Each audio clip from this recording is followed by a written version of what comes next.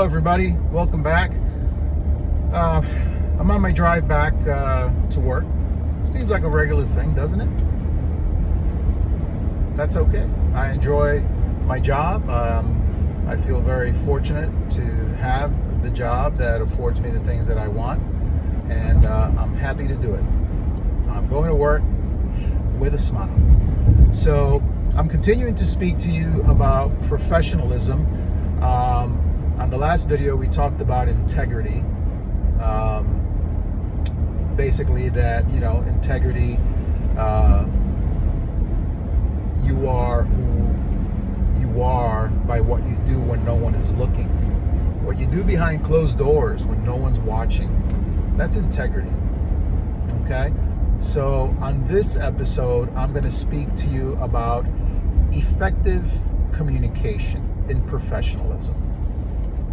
Okay? So when you speak, you should speak with a purpose. With purpose. When you speak, you should speak intentionally. You should not sugarcoat it and, run about. Trying to think of ways to illustrate it, but maybe the best thing is just to say the way I mean it. Say what you mean and mean what you say. That approach doesn't work with everybody, but that's the way I am. I'll say what I mean and I mean what I say. We get lost in trying to be politically correct and being subtle, and unfortunately being subtle is not my strong suit, but I do say things respectfully, and I believe that I say things intentionally. So when you say things intentionally, that reflects confidence. When you say things and you sound like you know what you're talking about and you're certain of what you're saying. Now, don't go and spew things that are incorrect or not fact checked or not confirmed, because if you're just spreading bad information, that doesn't help anybody.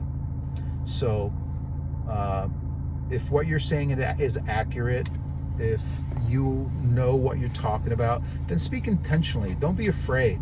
Don't be afraid to speak your mind and give your opinion. We all have an opinion. So speak intentionally. Okay? Let's see. Use respectful language. Oftentimes, the young people that I come across, their verbiage is just not refined.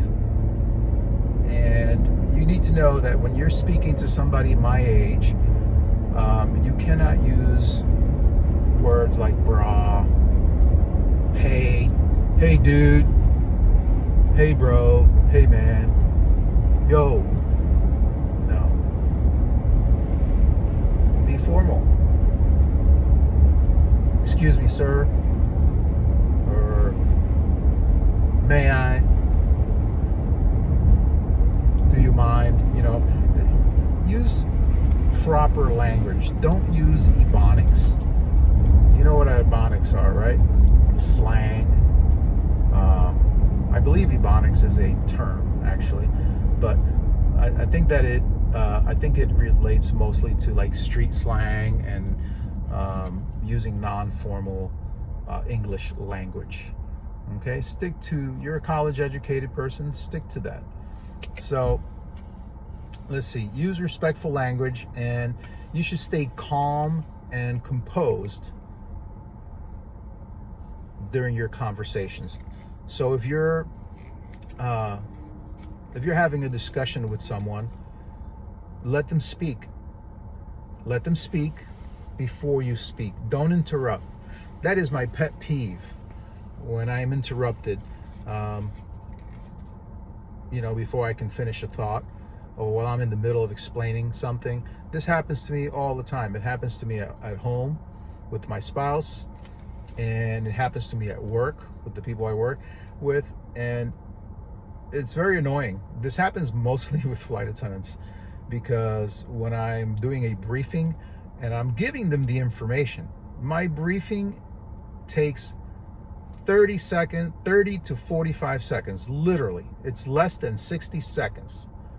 I introduce myself, I ask them if they've had a chance to get food to eat, I talk to them about the routing, any discrepancies with the plane, what the weather's going to be like when we arrive at the destination, if the rides are going to be smooth or not, and if they should get up or stay seated until I call them. Pretty basic stuff, and give them the length of flight, and some other minor details. But this all happens quickly.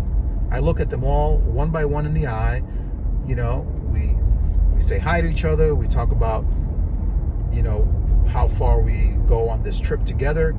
It's just an introduction, a quick introduction. And then I thank them for their attention and I walk away. But I'm going to cover how long the flight is, if it's going to be smooth or not, if anything's broken with the airplane, and what the weather's like when we get there. All of these things are going to be covered. So sure enough, 10 seconds into it, I've only said one or two things, and there's always one flight attendant that says, what's the weather going to be like when we get there? How long is the flight? And I catch myself pausing and saying things like, I'm going to cover that on the brief. I'm briefing you. I'm in the middle of the brief. Just listen up. I'll cover it. But we're not all the same. Okay? We're all different people with different backgrounds, different levels of education, different life experiences, and it's not that big of a deal either. So don't make a mountain out of a molehill. They're just asking a simple question. Just be respectful, you know, but be assertive.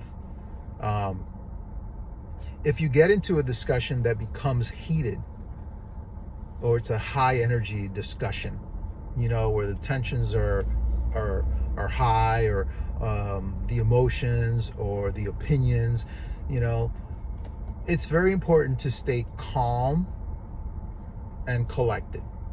Stay calm and maintain an even tone. Refrain from cutting people off. Refrain from interrupting. Refrain from raising your voice.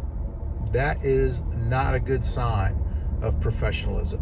When you raise your voice and yell at someone, it is because you have lost control of the conversation. When you start yelling or cursing, that's it. Conversation is over. You have lost control. At that point, your best bet is to close things up and excuse yourself and walk away. Nothing good is going to come from that conversation. So don't raise your voice. Don't interrupt people. Let the person finish what they had to say. Because then when they're finished, if you practice pausing and then you start to speak, then you're able to say, excuse me, I'm not done yet. Or excuse me, I let you speak. Now it's my turn. And that has, it's effective at that point. But if you interrupted them 4 times and then they interrupt you, well, you can't say, well, I let you speak. It's like, well, yeah, but you interrupted me 4 times. You know what I mean?